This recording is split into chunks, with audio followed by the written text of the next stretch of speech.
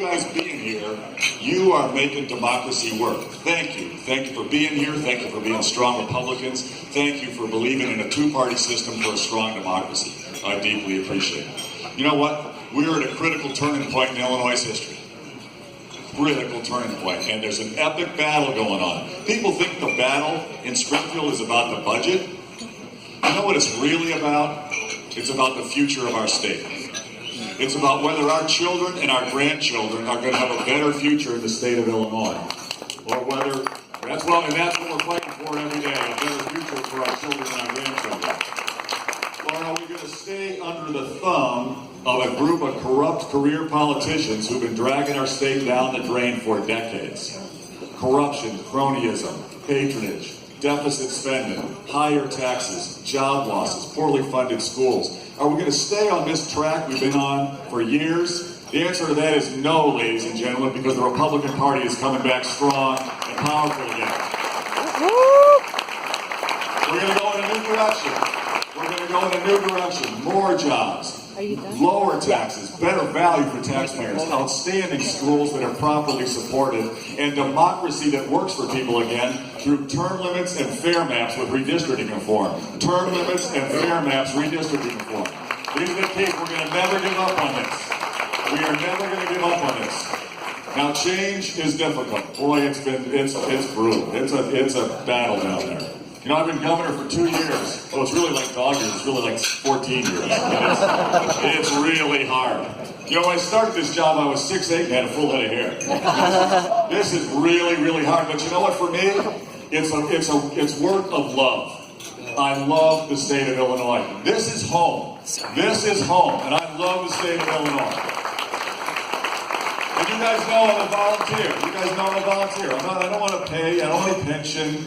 What I want is a better future for all of our children and all our grandchildren, with rising family incomes, prosperity with careers available for everybody, outstanding educational opportunities for everybody.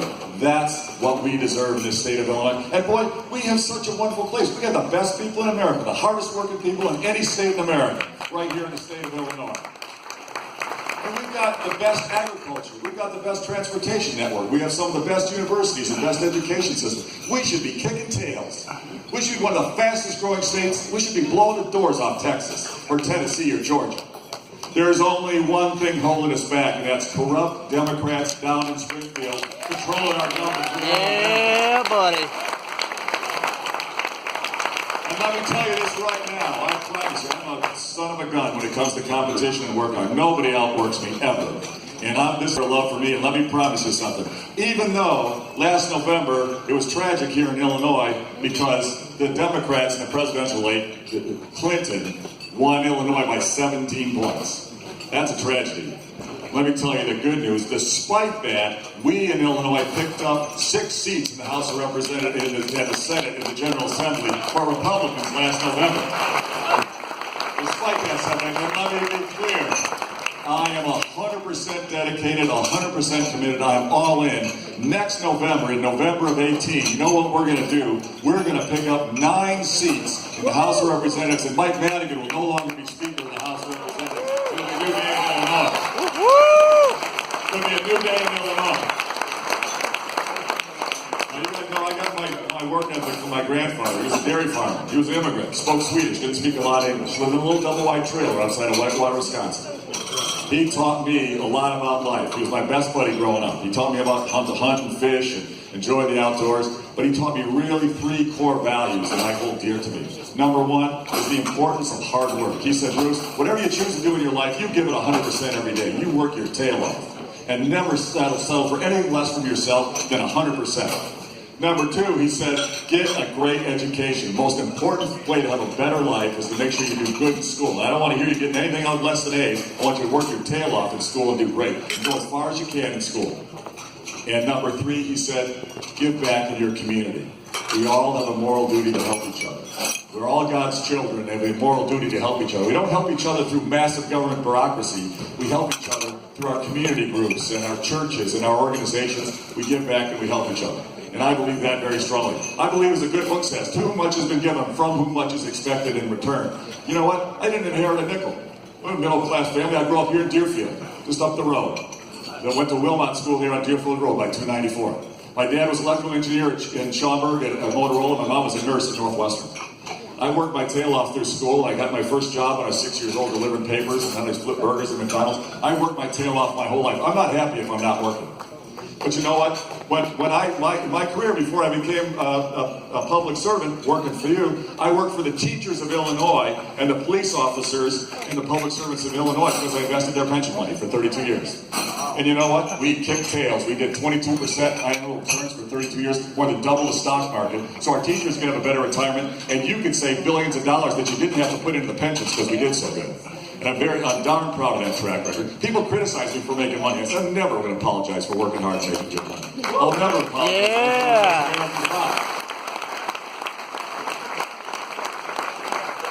I made a lot of money. I'm proud of it. But I went to our 6 kids. You know, my wife and I raised 6 wonderful kids. We're so blessed. 4 girls, 2 boys. They're grown and gone now. But I told them, I said, you know what? I've made a lot of money, guys. But I'm not taking it with me when I go, and I'm not giving it to you either. And 2 of them were really cranky about that. 2 of them were really cranky, but I said, you know what? We made this money, but you know what we're going to do with it? We're going to give it back to the community to try to make a difference and make the state of Illinois a more wonderful place. So we build churches, we build schools, libraries, we build the Red Cross headquarters in Chicago. We built the YMCA. We fund teacher training, scholarship for low-income kids. My wife's dedicated her life to early childhood education for kids in poverty.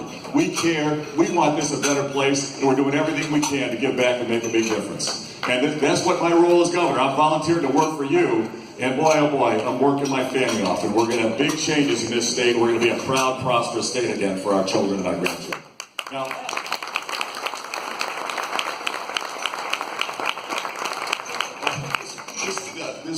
the change is so tough, it's so slow, and boy, I get the stuffing kicked out of me every day in the press, if you haven't noticed.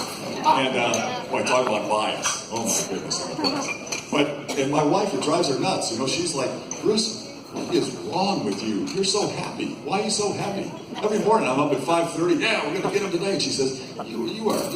What is wrong with you? You're twisted. Why are you so happy? She says, Bruce, I've never seen you so happy in your entire life. And I said, Diana, who gets an opportunity in life to improve the future for 13 million people? I am totally humbled and totally privileged by the opportunity to work for the people of Illinois. Totally humbled. It's an honor for me to work for you. And you know what really gets me pumped up? Every day people come up to me around the state of Illinois and they say, Governor, stay strong. Don't back down. Don't give in. You're on the right track. Stick to your guns. And then a lot of times they go on and say, and heck, I'm a Democrat. I don't even really support Republicans. But you know what? I know Madigan's a problem. I know we need more jobs in the state. I know our property taxes are too high, and you're going to fix it. And I say, you're darn tootin' we are. We're going to make this a strong, great place again.